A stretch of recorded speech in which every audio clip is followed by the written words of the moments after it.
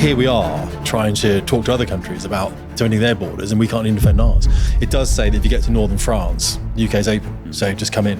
The real money is then made by bringing them across the whole of Europe into the UK. If everyone can be British, it means nothing. So there's 3.7 times more Jews per capita represented in the British military than Muslims. So Jews care more about protecting this nation. We're flooding the country with Muslims who are not willing to defend the borders. What happens to a country then? Undefendable. If the Royal Air Force had refused to employ black people because they were black, it'd be on the TV. But we can do it because they're white and no one talks about it. They were literally preventing white guys getting in so they could push in minorities and women ahead of them. Even the guys in the Air Force couldn't believe it was really happening. And then what happened to you when you started speaking out? So I lost a job, yeah. It's just been announced, I think, by Prevent that you and I are now, and many of our viewers, are now terrorists. Yeah, we're all criminals now. We're all going to jail. All of a sudden, you're being labelled as a terrorist by the UK government. I mean, that should be enough for us to rise up in the streets and fight against. 61% of regular Heretics viewers haven't subscribed yet. Can I ask you a favour? If you love these fearless conversations, hit subscribe now because it's free, takes 2 seconds, and powers our mission. Tim Davies, welcome to the show. Thank you. Thank you. You are a former RAF pilot. Yes. What does it mean to you that Britain is no longer in control of its borders? Well, that was something that John Healey said, wasn't it, as Defence Secretary? I was quite surprised he said that, actually. It was like almost completely unscripted, wasn't it? I'm sure Starmer probably had a word with him. Absolutely. How can you sit there and say that the borders are no longer... It's almost like saying they're no longer defended. I mean, this is the most ironic thing when you think about it, isn't it? Because, of course, here we are trying to talk to other countries about defending their borders, and we can't even defend ours. So it really is, to me, it's pretty shameful, to be fair. Almost sort of advertises us as a country to attack.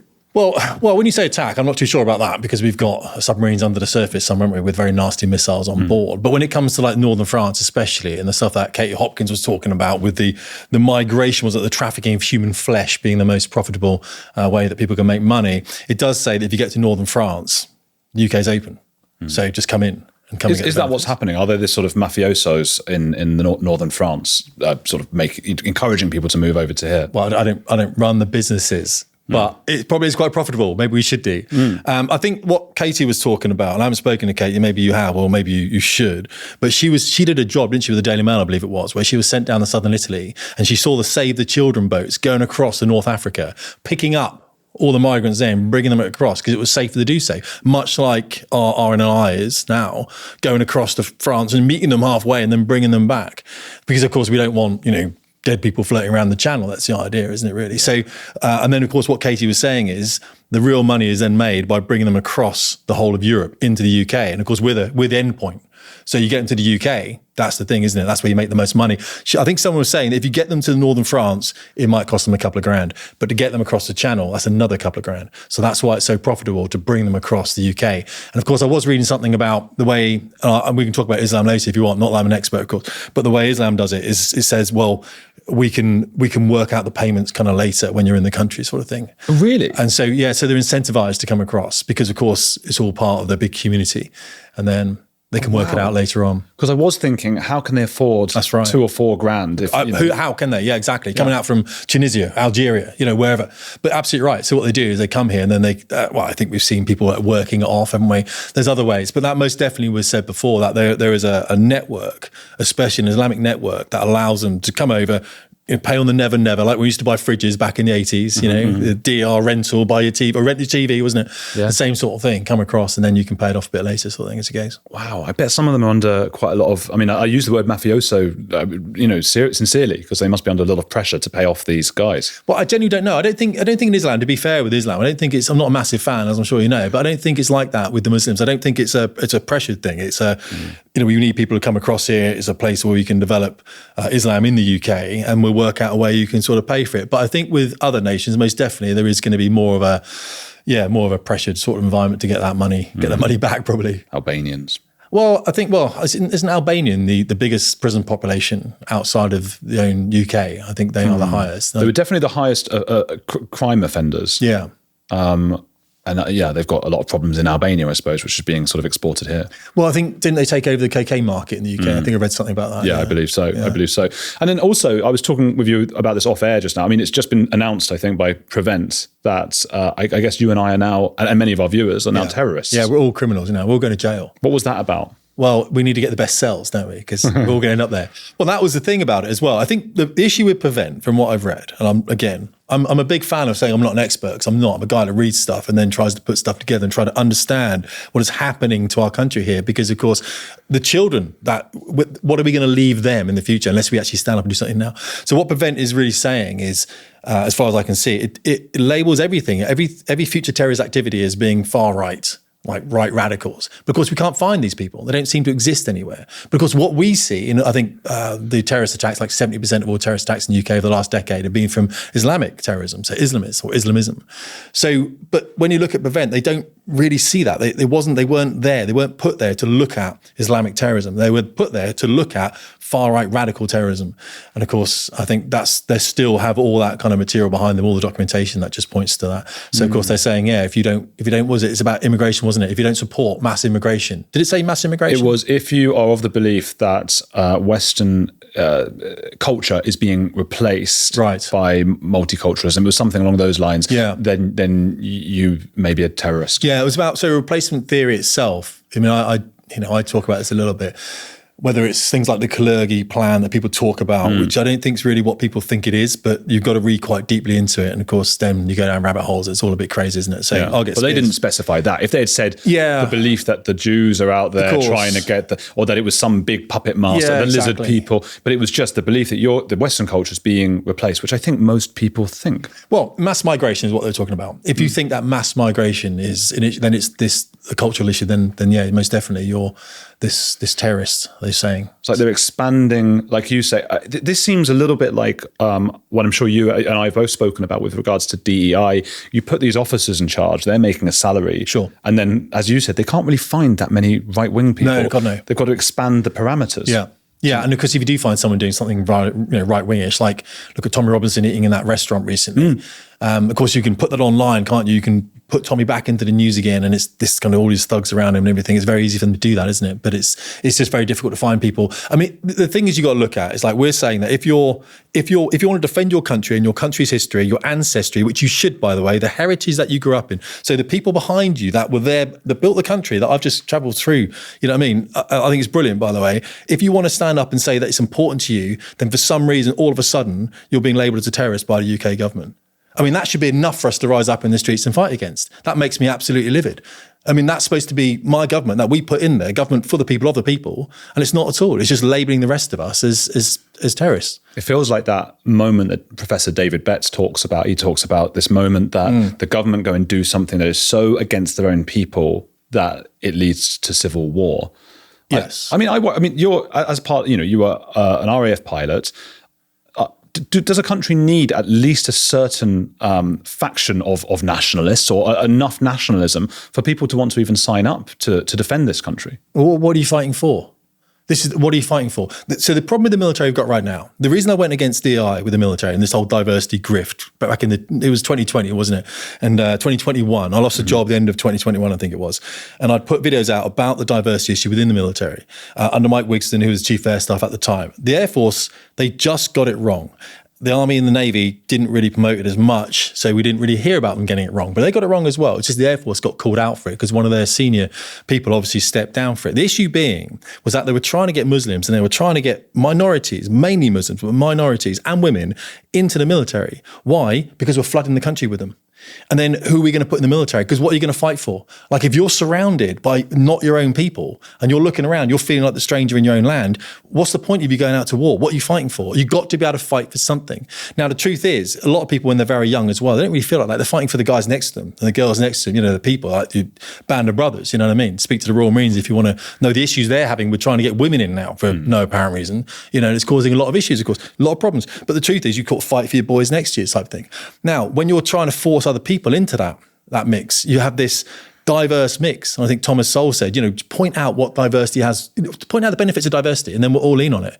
But the truth is, when you do it too quickly, like what's happening in the country, there is nothing to fight for. Communities become fragmented. You can't get your kids into school anymore. You're like, hang on, I thought my kid was always going to go to that school. I thought we were always going to live in that area.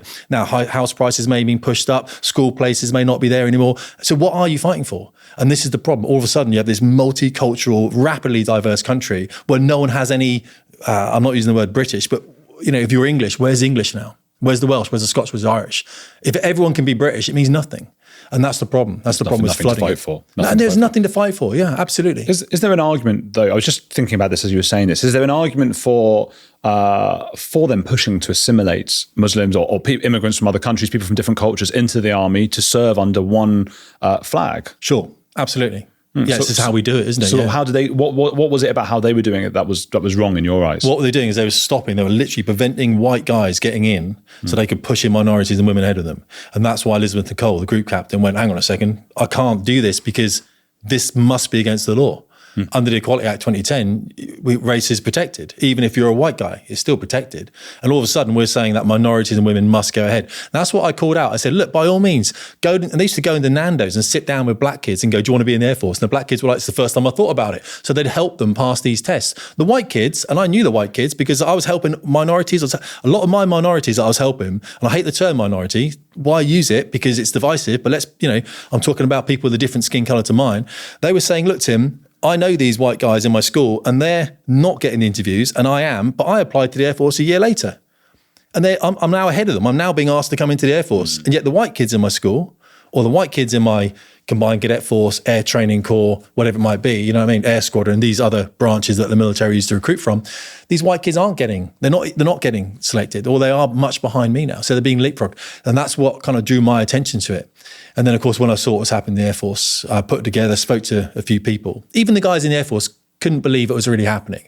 They even contacted the personnel department and said, is this really going on? The personnel department said, no, not at all. And then those same people in the personnel department phoned up their mates again on the frontline squadrons and went, mate, it really is going on. Yeah, we didn't even believe it either. So it was so localized at such a high level, coming down directly from the top. And if you remember that Mike Wigston, who was the boss of the Air Force at the time, said he will use everything, every power he has, he will use within the law, like literally right up against the edge of the law, to make sure that they populate diversity within. And that's because Ben Wallace, of course, who was the Defence Secretary, who I spoke to online, he said, I remember like the 30 by 30 back in 2021, he wants to recruit 30% of all the military as women by 2030. So 30% of the people coming into the military should be women by 2030. Now, if you asked him why, as I did, no answer. There's no answer. It's the most ludicrous thing to do.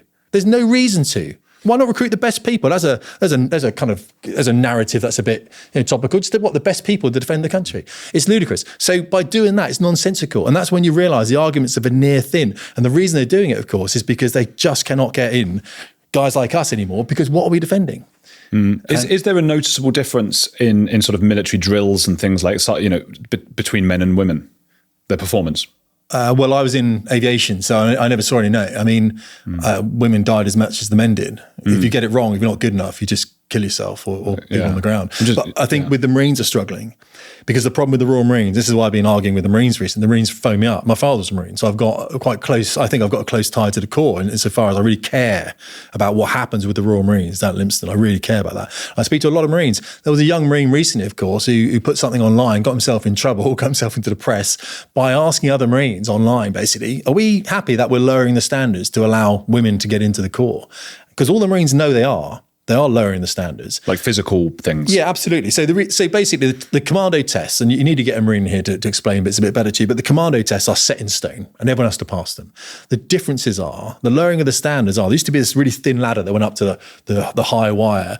And what they've done now, they made it platforms, so it's a bit safer. They've wrapped things in luminous stuff so you can't roll into, the whole thing was a conditioning exercise and you went through all the commando tests. Now, with women aren't as strong as men, we all know that. And of course, they're carrying weight will do more damage than men. So they give them a bit longer to kind of heal, whereas men wouldn't get that time. So the standards are low. There's no two ways about it. Now, in the Air Force, in jets, women were just as violent as the men were when it came to killing people. Is that right? If not more so. Yeah. More violent? The mentality was a bit more... I knew it.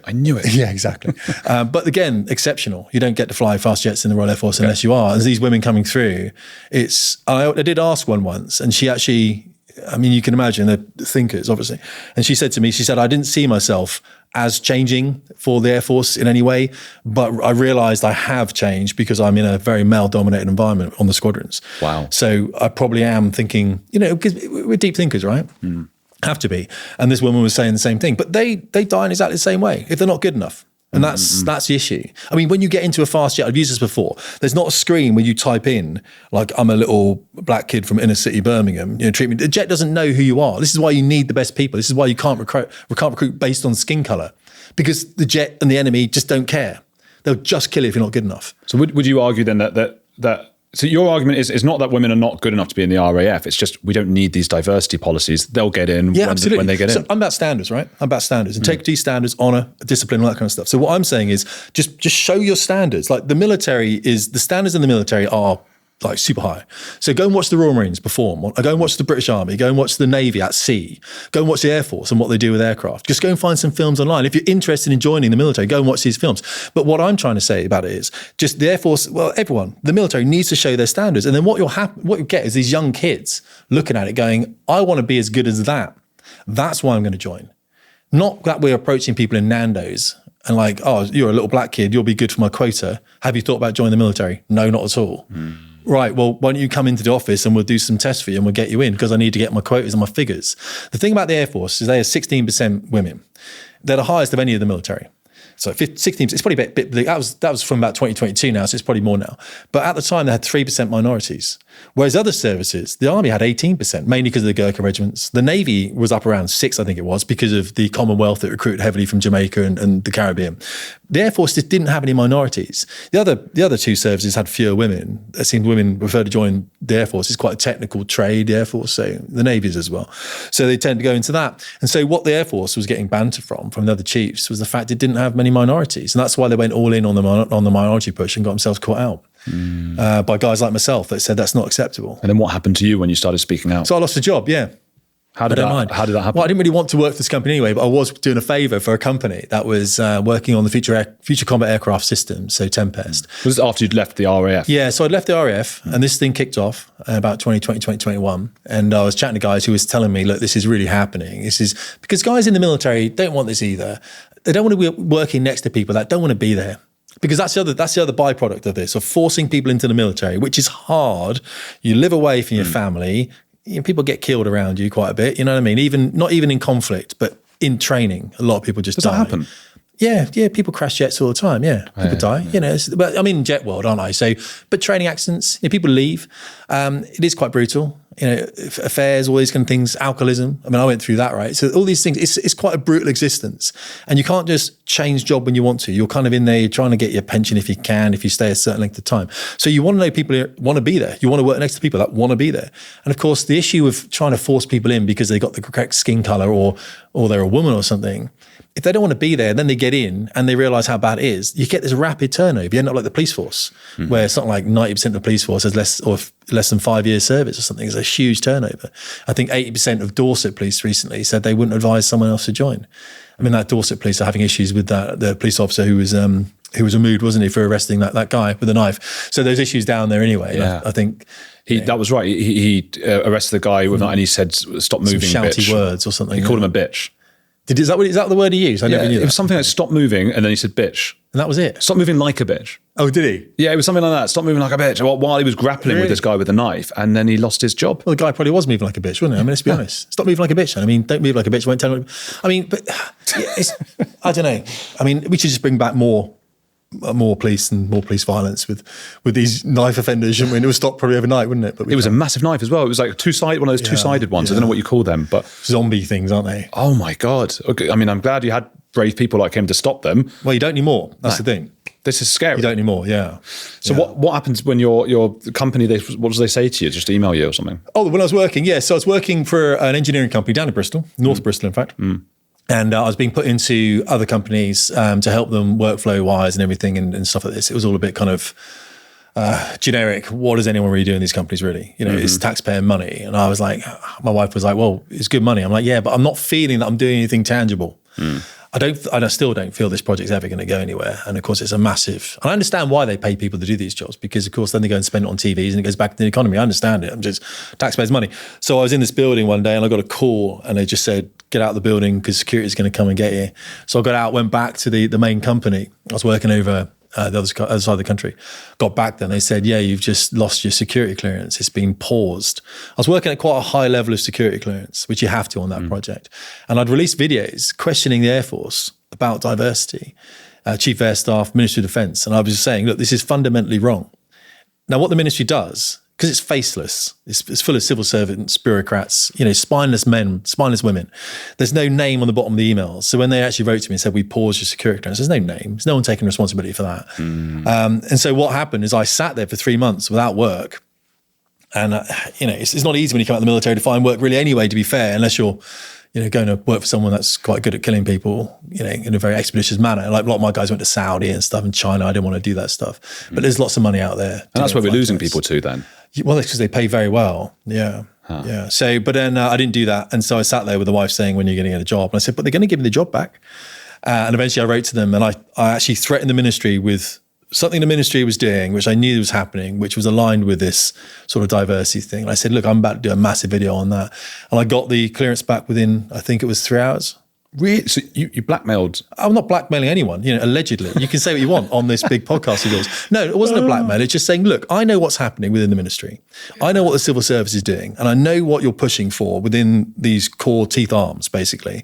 And I know what damage you're doing to the country. And I'm going to hammer this with YouTube videos. And this is the Ministry of Defence? Absolutely, Ministry of Defence. It was a cabinet office. It was a cabinet office that does this. It came down from the cabinet office through Ben Wallace, through the ministry, into the directorate of the armed services. And that's why Mike Wigston and the other service chiefs push this diversity so much, because it's directed from above, and it's probably directed from somewhere else as well, globalists or whatever it is. And I don't go down conspiracy theories or nothing. I literally look at something, I see it, and I talk about it. I'm not interested in people going, it must be this weird whatever, they're making up stuff. I don't know about that stuff. So you got your job back?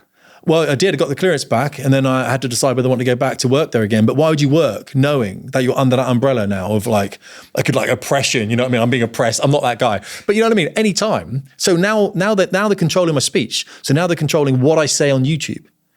So I can't say anything on YouTube now. I suppose to an extent, if you're working for the Ministry of Defence, there are certain things to do with safety. Careful, yeah. But this is about a diversity quota thing. It wasn't anything to do with that. And I would never talk to it about the project. I won't talk to you about the project. I mean, I'm not talking about anyone under anything I worked under a security clearance, because it's a security clearance. Yeah. It's a standard we uphold in the UK. So no, absolutely not. But no, what I was talking about was the failure of the leadership within the Royal Air Force to provide equal opportunities for all people, irrespective of their colour or their gender. Yeah. I'll say sex, actually. I'm not a gender guy. I just think they're synonyms. It's the same word. Yeah, I think it is now. I think people tried to leverage that a little bit, didn't they? Common purpose type thing. Because it's two different. They couldn't understand that there's two different words that mean the same thing. I know, it's crazy. So they say, well, gender, you can be whatever gender you want. You can be fluid. Gender meant personality, I think. So it's probably something like that. Which is really odd, but fine. You speak on your channel about discipline in the UK and the Western world falling. How have you seen that manifesting, and what will it lead to? Just weakness in leadership. So weak men, weak women. See, the thing about it, someone described me the other day, actually, he'd read Jordan Peterson's new book. I go out with, there's a couple of fast jet mates. Everyone seems to sort of go down into the Cheltenham, Gloucester area when they finish flying fast jets in the military. I think we all flew over there, so we all kind of migrate. And then you meet people in the pub and you're like, oh mate, weren't you on this squadron? And he's like, yeah, I was. And so I know quite a few jet mates that are down there. And I was out walking with one of my jet mates, a good dude actually, and he was saying, have you read Jordan Peterson's new book? I said, I haven't. We Who Wrestle with God? Yeah. Or the one before? Yeah, I think it is that one. He said it's a bit of a mess, but there's some good points. Yeah. And he was talking about Eve, the Garden of Eden, and how it's talking about female empathy, basically. And I think this is one of the fundamental issues we have, that and weak men. So with the serpent, Eve goes to the serpent, have an apple, I'll have the apple. And so she feels she can control the serpent. And so she takes a bite of the apple. Now that's her weakness. That was what she did wrong, was she felt she could control the snake. And then Adam comes along, as opposed to saying, no, Eve, we don't do this. We don't mess around with no snakes. You know what I mean? We're not going to eat that apple. He went, I'll have a bit as well then. You know what I mean? So he didn't shut her down at all. So both of us, sin, eternal sin, both of us have failed there. And I think this is what we're seeing when we get to senior levels of leadership within, especially the public sector, is people are just happy to go along with it. Write it out for that pension. They're not going to challenge the status quo. You saw it in the BBC itself. You don't maybe see it in all these organisations. And I saw it within the military when people got up to a certain level, they became very politicised. And they very, very much, I think that was the issue I'm talking about, was this weakness. So what I say is, my thing is, well, don't be that guy. Don't be that guy. I was down just started motorcycling. I was down at a biker cafe trying to get into the scene, and a biker saw me, came over, sat down on me. Massive dude. Like, he has massive family issues. He was telling me about the problems with his son who's just been found with this disease. He's going to be dead in 6 months. I mean, a horrible guy life story. Because, I'm that guy. He talked to me, that's fine. But this guy was massive. And I said, he's still lifting. He was like, yeah, every day. Because that's his burden. He's going to lift weights, and he doesn't have to lift weights. He doesn't have to. He's a man in his mid-50s, but he does it because it's hard and he wants to carry a burden so he can be there for his family. That's what we should be doing. And we're not. We're just weakness. We're allowing weakness to permeate everything we do, whether it's what we eat or whether it's what we don't do physically, or even the difficult conversations. Like the conversation you're having right now is probably quite a hard one. And the ones you have here are difficult. You talk to some challenging guests, but you still do it.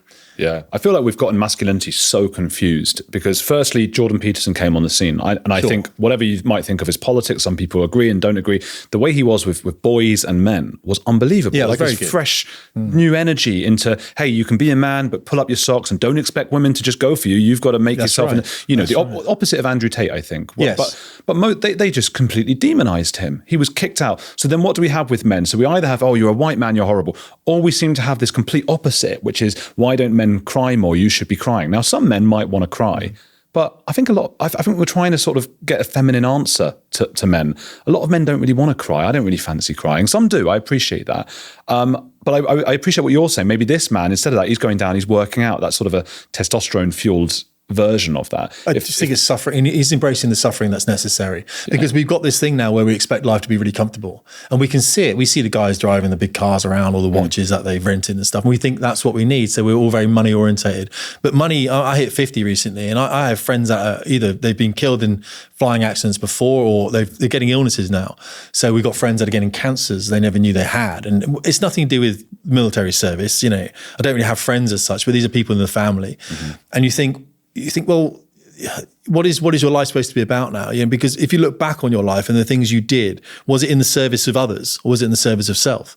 And I think that's one of the big things. We all serve ourselves. Whereas if as a community we're serving each other, as we used to, of course, then of course I think the place would be better. Now, arguably within Islam, you're seeing a lot of that, and I think we lose it within I think our spread within Christianity is a little bit. I see people going back into the church now as well. I'm most certainly looking at a little bit myself as a Roman Catholic. I mean, looking back in under Pope Leo XIV and saying, what's Pope Leo saying? That's quite interesting. I think young men as well are turning away from people like Tate.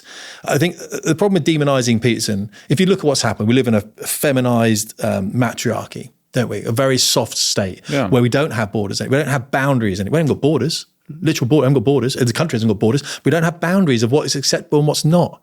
I come here on the train, whatever, I've got a guy playing music on his mobile phone. Everyone can listen to it. It's like, what's that about, mate? I sat right next to that dude, looked at his phone. Did you? What are you doing, mate? He's like, well, I don't think his English was very good. Fair enough. You know what I mean? Yeah. But I'm right next to him. I'm like, what is it, mate? What is it? And of course, he's a bit shielding. Did you say that? Yeah, of course I did. Yeah. What's he going to do? I'm 220 pounds and I'm angry most of the time. Yeah. I'm going to sit next to the dude and go, mate, this is not acceptable. Because there's a young woman with her kids over there. And you can see like it's not, I don't know, not embarrassed about it, but she's felt threatened by it. I mean, it's not right. It's not right. We haven't got standards. And we used to have standards. So we used to have like the matron, didn't we? And we used to have the woman in the street that everyone knew she was the person that was telling you to keep your front lawn kept or whatever. You know what I mean? It was that kind of society. And we've lost it now. I mean, I live in the countryside. It's still there. I mean, it is. I'll go and do someone's hedgerow for them if they haven't done it because maybe they can't do it. Maybe they're having a bad time. It's like this. There's this constant battle, I feel, between the individual and the community or the communal. Sure. And what is good for the individual is not necessarily always what's good for the community and what's good for the community. So it's just about, I think it's that getting it just right. And it's really hard to do. I used to look into a lot of cults and things. So I looked into, or extreme religions. And I did a lot on the Hasidic Jews, for example. Oh, yeah. A lot of the stuff they do, I was appalled by, and I thought that's terrible. And what a horrible, if you want to leave that, it's terrible. But for those who really enjoy it and embrace it, they love it because there's no TV. They're getting story time with the sort of, I don't know, the leader of the community. They're all sitting around and having a little story time. They feel very much all part of it together. There's a community. I wouldn't wish that on anyone. I don't want it. But you can't have, it's either you go, it's like one extreme with the communal or the other. And what you're saying, I think, it's just individuals now. There's no sense of community anymore. And you're right, Islam does have that.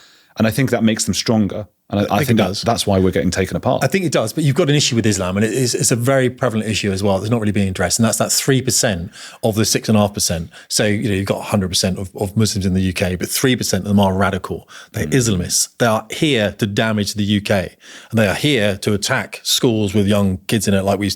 They're here to do as much damage as they can, and that is a big problem. And we're not screening them when they come in, of course, because our borders are open, and that's the problem I think we've got. So as much as you could say, and what they will say to us is, well, we see your women as oppressed.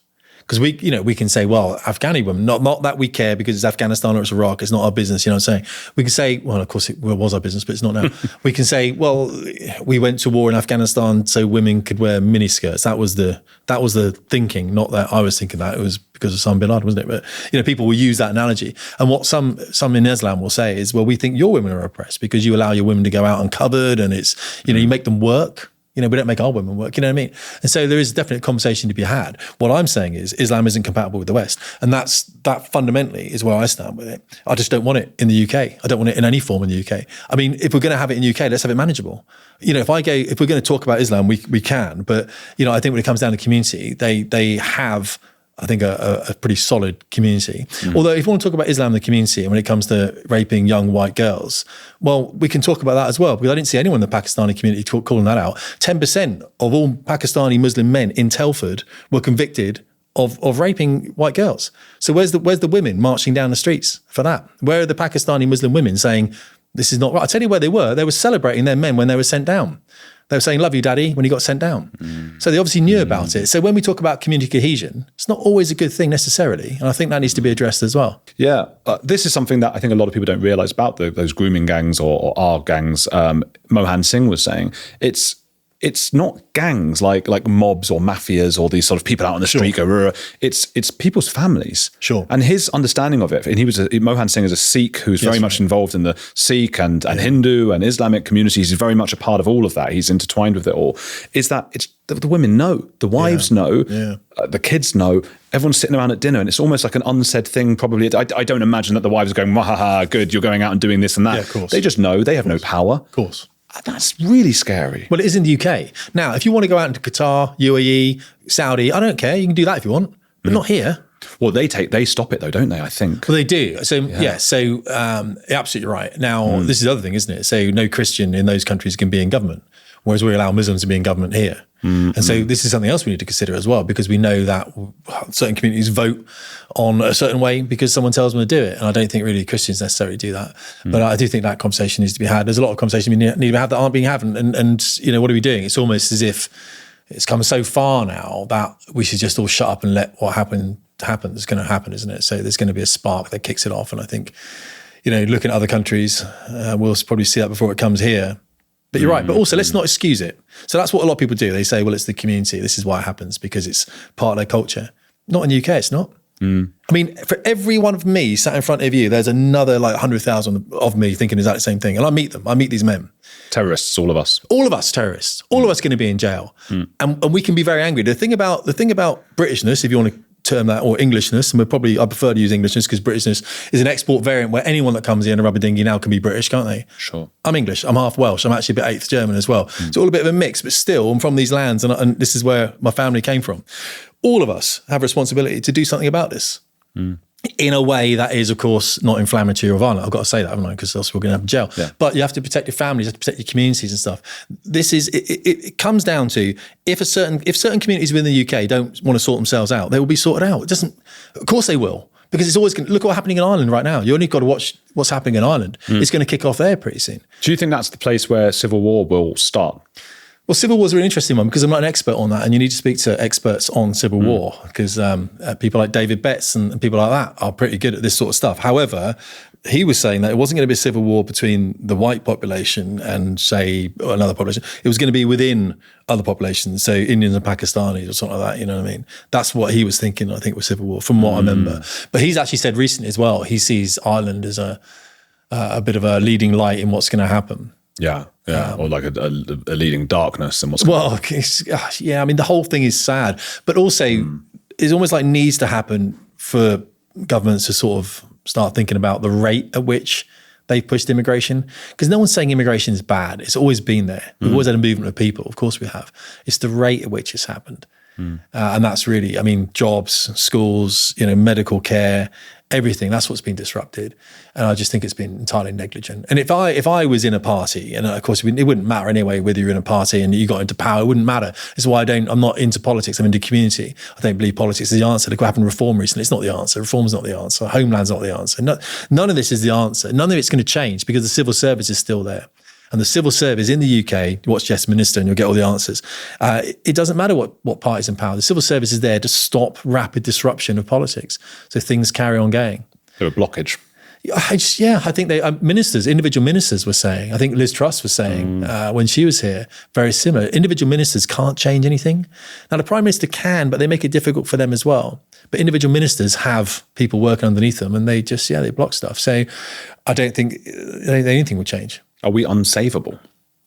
No, I don't think we are because we're English. And we just, in the end, what we'll do is we'll just go and kill everyone in the whole country and that's all we've ever done.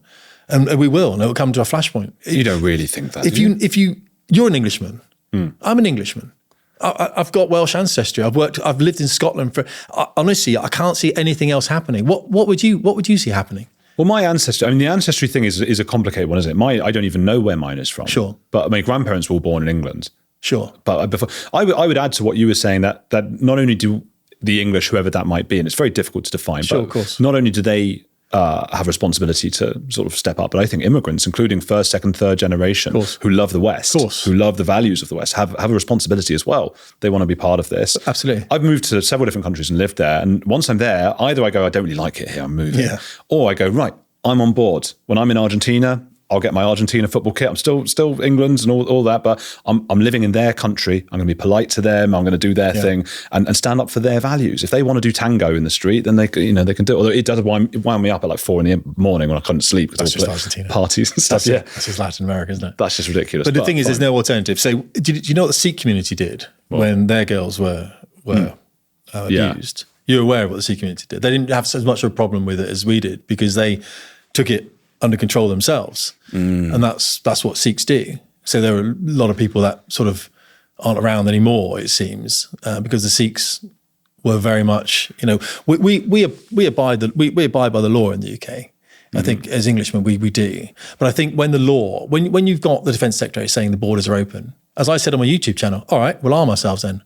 If I wasn't allowed to lock my front door at night, I've got a family to protect. Do you not think I haven't got a bat next to the, you know what I mean? Of course I've got weapons in the house. But this all sounds very American to me. And I just wonder if there's an appetite in the English, or maybe not appetite the right word, because I think there is probably an appetite. Sure. But if there is if people are prepared the way that you are enough, I think people just sort of living, walking about, going, doo-doo-doo. I've seen it coming through town today. Yeah, absolutely. People are oblivious. People got headphones in on public transport. I get that, but no one's looking over their shoulder. I'm the guy with the back to the door. I'm at one end of the carriage and I'm looking through the whole carriage. I've walked through one carriage already just to check, and I'm on the other carriage. That's what I'm doing. I'm looking long and distant, and I'm not living in fear. But I'm not the guy that's going to have someone next to me attacked whilst I'm walking around a town. I've always got my wife on the inside of the curb, so I'm close to the traffic and stuff. So, there's things that when my wife goes into London, I tell her, when you're going to check your phone, walk into a shop first. But we don't teach these things. You don't have don't have your phone out on the street for some guy on a moped to come past and nick it. Just walk in a shop, sort your details out, happy where you're going, back out again. So that's you. As a whole country. Do you see, let's say, a lot of people are concerned that within 10 years, 15 years, Islamic parties will gain power in the UK, just democratically. Sure, yeah, they will. So then will the English and the immigrants who feel part of this, or the British, or whatever it is, will they be passionate enough to fight through undemocratic, I think they will, means? because of course they will. Of course they will. You think there would be I think historically that's who we are. You have to, Wow. The language of the world is English. If you look at British colonialism, we took over the world. But I think back in 1925, 25% of the world, in 1925, 25% of the world was occupied by the British and was speaking English. We're very different to the people. From this little island, the size of us, it's ridiculous. But all empires fall. We just get bored. We go and take over the world and we just, Empires fall though. Of course they do. Empires fall, and the Americans falling at the moment, and China's rising up. Yeah, absolutely. Yeah, it's fascinating. But all I know is when there's no hope left, then you may as well go out with a massive bang, and I think that's what's going to happen. I think, as you said, when you go to someone's country, you become a guest in their country, and then you earn the place to stay. And I think with a lot of immigrants, I'm not saying that because that's the wrong thing to say, because I don't believe that at all. And I've got to be very careful with the words that we use, of course. I'm saying that that would be good advice to people that came to the UK, wouldn't it? Yeah. Just be a guest for a bit. Well, Work I your would way if out. I went to Qatar or Dubai. Well, you'd have to, yeah. I'm not going to go drinking vodka in the street. No, I mean, give it a go. As is my one every day. in the UK. I'm just gulping 8 a.m, there I am. You know what I mean? Straight away. But if I'm in Dubai, I put the vodka aside for one damn day. Well, also remember in Dubai, you don't get citizenship, so you can't stay there forever. So you're in a very transient space. So my brother works out there, and he loves the place, but he's never going to be able to stay. So when he finishes working, he's going to have to move. So everything about his life is transient in that Arab land. So it is what it is. Are you concerned we don't have large enough numbers of people interested in joining the military in case, let's say, Russia or No, or China? not at all. No. I mean, so the military is something I did and I don't do anymore. That was about 5-6 years ago. No, it's not about that. I realise it's all a scam. The whole thing's a scam. So the great game I mean, people call me a Putin apologist. I just read books. You know, I just read books. Read Philip Short's book on Putin is an excellent book on Putin. And if you worry about Putin, you shouldn't. Worry about the guy that comes in after Putin.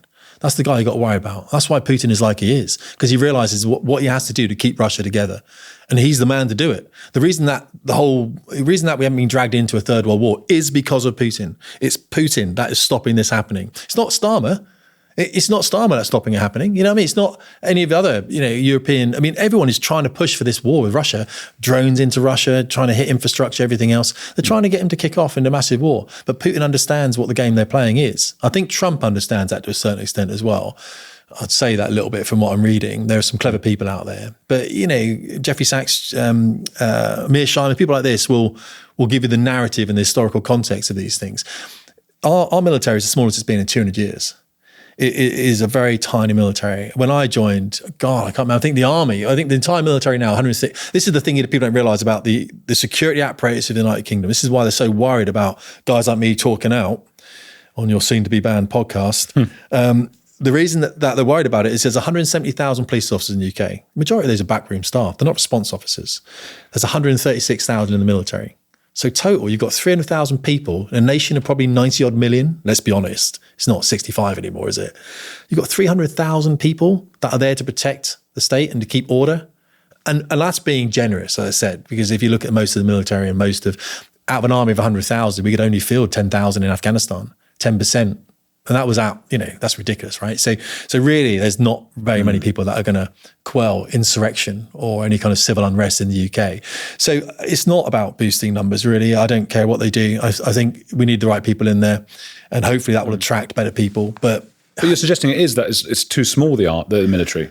No, not saying that at all. The small numbers? Yeah, I mean, I'm not saying that at all. I mean, ideally, well, not ideally. You could argue that you have one nuclear attack submarine under the surface somewhere, nuclear weapons on board. You don't need anyone else. And this is the argument with the Air Force is the same. The Air Force will say we're highly technical, so we can reduce numbers to fewer than 30,000 people. To me, it's incredible. It's horrific. In fact, when I joined the Tornado Force to fly Tornadoes back in 2003, we had 7 Tornado squadrons. So there's 7 fast jet Tornado squadrons. We had Jaguar squadrons. That was GL4. We had F3. We had Harrier squadrons. Now they've got 7 squadrons total in the Air Force. I mean, this is how small it's becoming. So, and don't even talk about ships and armor and things like this. It's very, very small. So combat mass is massive. It's hugely important, of course, but we've neglected it. And I think this is the other thing when it comes to putting women in there as well, that we know will probably have children at some point and then not come back to the frontline roles. We have that issue as well. Bringing in minorities who are going to be more transient than someone like me. I started looking at airplanes at 6 years old. And everything I did was about airplanes. And I got to 18 and went into, I was in the Air Cadets, in the Cubs Air Cadets. I was in Officer Training Corps University. Then I was I joined the Navy, then joined the Air Force. So everything is leading up to that. Speaking to a young kid in Nando's, just because he's black and asking if he wants to join the military, he's going to be in there 12 months, 2 years max. Whereas I was in for 20. So what you're not getting now is you're not getting that skill set build up. You're not getting the standards. I was a standards officer. You're not getting those standards being enforced, those boundaries being set. So not only have you got a smaller military, you've got a significantly weaker, less cohesive military as well. And that's the problem, like with the Royal Marines, when they're talking about women coming in. You can say, well, 2 women come in? You've got a troop of 30 people now with 1 or 2 women in it. What about the cohesive nature of that unit as well? So although there's people up there the Ben Wallaces of the world, completely detached from the reality on the front line, who thinks he's doing the right thing, he's a weak man. It's the empathetic, the feminine empathy, isn't it? It's the, I can control this. Wouldn't it be good if we had women in there? Wouldn't it be good if we had more minorities? No reason for it. So I just want to make sure I've got, so you're saying it doesn't matter too much that the numbers are small, providing that it remains specialist. And providing that there's excellence there. Okay. And there's not excellence there. And even then, well, like we were talking about earlier, when we were talking about immigration figures and things like this, what number do you want in the military? How much do you want? What's good for you? You probably know as much about it as me. I don't know. No, I don't know. In this changing world, I have no idea. We could have one person in the army with a button on a nuclear, on their red button. That's your army. What's his job? His job is to press that button if he needs to and go and blow at Russia. And that's, you've got an army of one. Or you could have an army of 300,000 and hope the next conflict is conventional. You know, that's the thing, isn't it? And just throw people out like the meat grinder, like Ukraine and Russia is doing, to achieve what? They're going to lose what? As I said before with Ukraine, I think Russia will take 25% of Ukraine and it will just be like that forever. One thing I do know is that we've got more men who are attracted to children in this country than we have in the army. Sorry, we have more? Really? Yeah, I just didn't want to use that P word. No, fine. I've not heard this. Yeah, because it's 1% of men. And I think that's bigger than the army. Oh, these are the minor attracted things. It's just the word you can't say on YouTube. Yeah. But men attracted to children. Is that right? Than we have in the army. Yeah, and that's true of most countries. It's it's a bit of a sideways point, but it's scary to think of if they sort of that's that small now, isn't it? Yeah, we used to be huge in the army. And the sad thing about it is it is a great career for any young person looking to sort of develop themselves and really challenge themselves but challenge themselves in an environment that appreciates that challenge. Does that make sense? So and will nurture that challenge and will help you sort of develop yourself. And I don't see young people. The other thing, it's like anything, isn't it? Why would you want to join if the service is not? If you're seeing all these adverts of people on there that don't look like you, why would you? And it's same thing. I can understand why minorities want to join when they're looking at a purely white advert. I fully understand that. Why do white people want to join when they look at a purely advert full of pure minorities? It's just ridiculous. The whole point was it should never have been done, and it would have worked itself out. Yeah. But once we start talking about race becomes a problem. When we start talking about gender becomes a problem. And it didn't need to be. I trained all sorts of people, all sorts of colours. I trained all over the country, and they all died in the same way. If they weren't good enough, they all died. So what we shouldn't be interested in colour. We shouldn't be interested in sex. We should be interested in excellence. And so how do we get that? Well, we get that by starting at schools, getting the young black kid, getting any kid, but say this young black kid's got an interest in it. Mate, let's talk about it. Let's do it. I can imagine some people listening going, why didn't you push back about the Putin stuff to me? Oh, sure, yeah, push back if you want to. No, just to say that I'm not an expert. I don't know enough. No, I'm not an expert, no. So if people want the sort of the other side of that, I would recommend someone like Konstantin Kisin, go listen to his side on Ukraine. Sure. Both sides, listen to those and whatever. I don't know enough about it.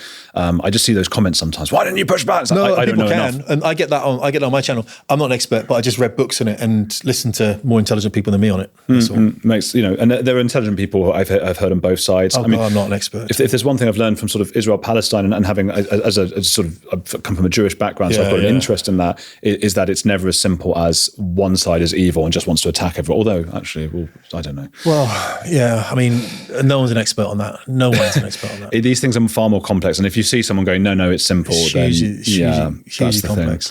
Thing. Have you watched that Nathan Fielder show on Sky? No. I think you might enjoy that. Okay. It's a comedy show, but it's not. It's like nothing else I've ever seen. I'm not running an advert for him. I wish I was, because then it'd be. I'll go look it up when I get home. Yeah. It's HBO, but it's on Sky. Have you got Sky? I think I can find it from something. My wife's got some stuff. Find it somewhere. It's called The Rehearsal, and he's sort of obsessive. He does this thing. It's like Sacha Baron Cohen almost. Yes, of course. And you can't tell if he's joking or not. All right. And he rehearses everything in life. And one thing he found was that plane crashes could have been avoidable, but co-pilots refused to speak up at certain times because they felt a little bit under pressure. Gradient. Yeah, there's a gradient. Yeah. Well, they could have said something, and they didn't want to go against the captain. And he then learns to fly a plane himself. And it's unbelievable, the series, what he actually does, and tries to teach co-pilots and captains to actually really? Okay, talk. that's excellent. Yeah. And I just wondered if you'd seen it, because also you mentioned before about sort of we're not being taught anymore to be sort of strong and to say like, hey, no, that's not right. And people have died, when the co-pilot could have said, mate, what are you doing? And they're dead. So I'd recommend you watch that. I will have a look. Yeah. One thing, I saw on your channel recently, you were talking about the train jumping, people jumping over the barriers. Yes. Happening a lot. Yes. And you said it was it's the usual demographic. What did you mean by that? Because I was thinking there's a lot of white people who jump over these. No, what I said was that Robert Jenrick had approached white men only in that video. Was that your point? Yes. I wasn't saying it was used demographic. I don't know whether black men are more likely to jump barriers than white men. But That's interesting. All the men in the video were white men. So Robert Jenrick didn't approach any black men. But I'm sure black men must jump barriers. He just didn't see any that day, I'm sure. Or he just decided to not have that conversation and just approach white men. He's being absolutely killed for having that conversation. Yeah, So can you imagine if he actually... let him.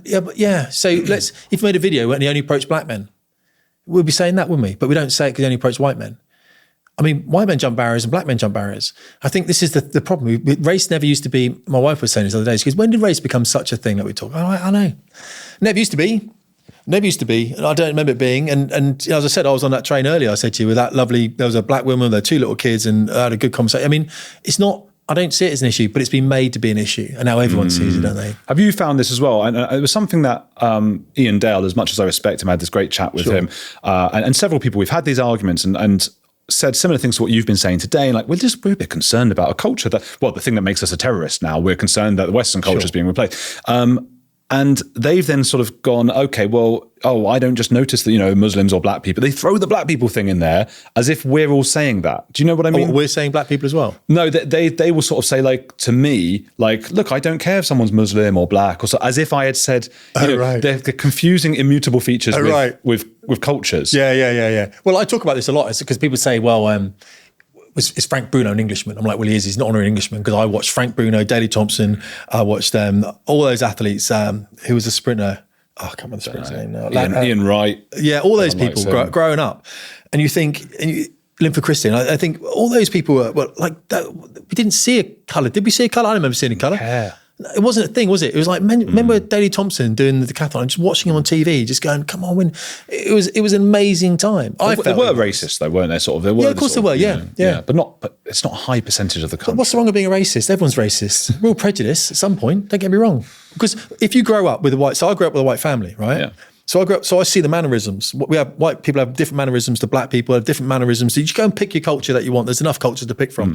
I had a mate, a lovely bloke actually, who joined the Navy with me, flew helicopters, blackest dude you've ever met ever. I think he was from northern Uganda.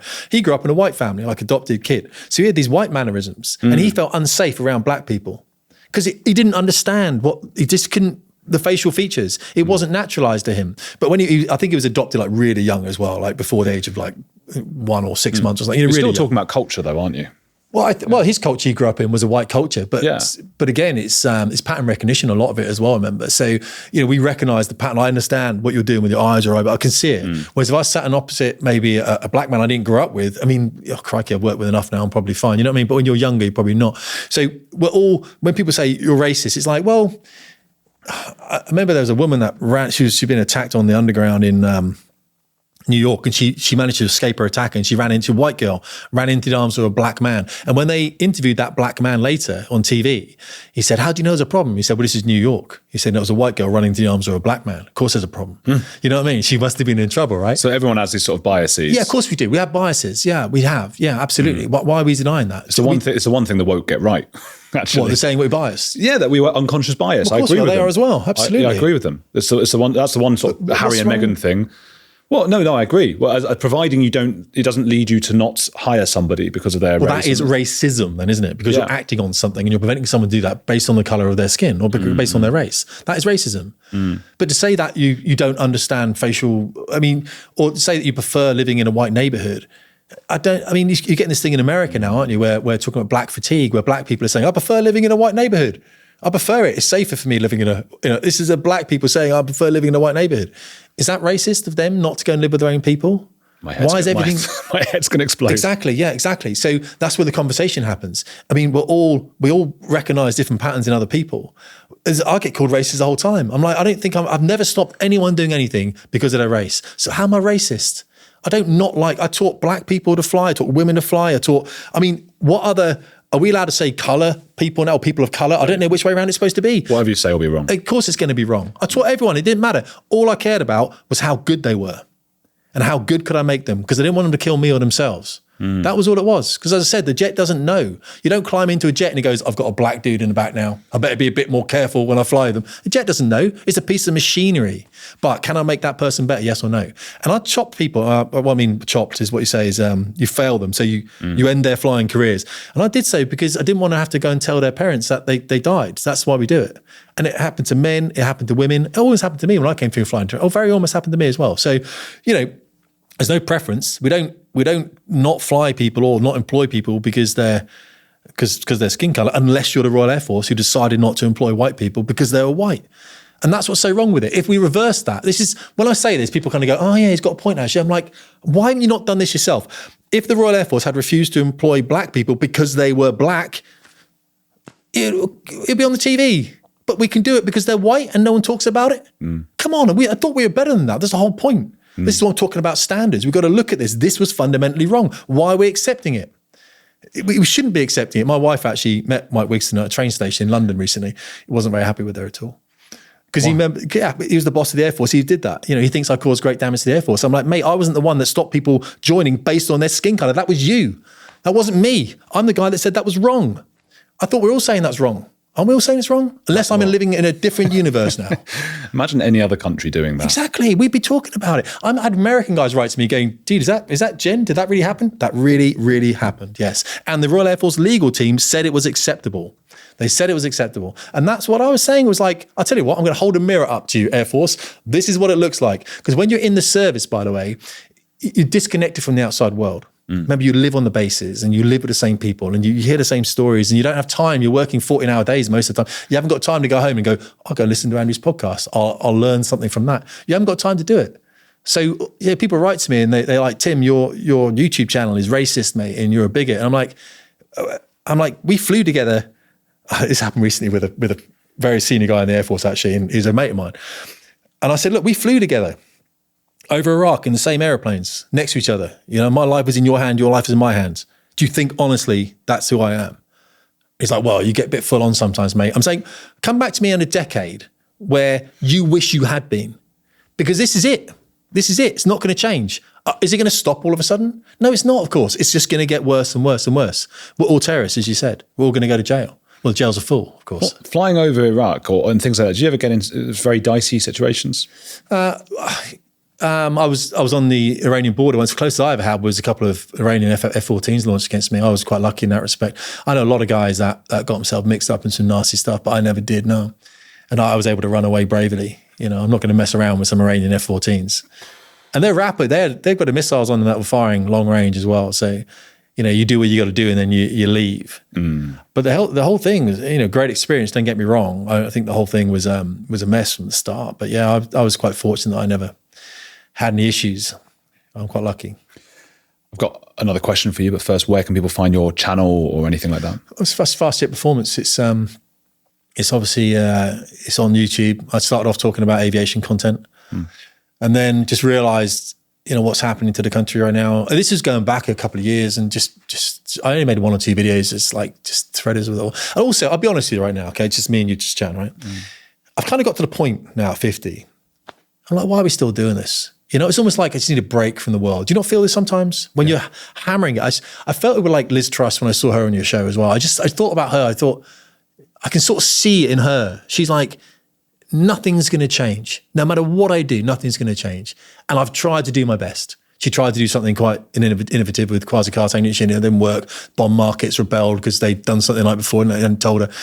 Do you not feel that they're trying to grind people down? And I just feel that a little bit. Like I just put out these videos on my channel and just trying to help people understand it a little bit. I don't even mind the pushback I get now. I find it quite entertaining and I'm happy to chat to people.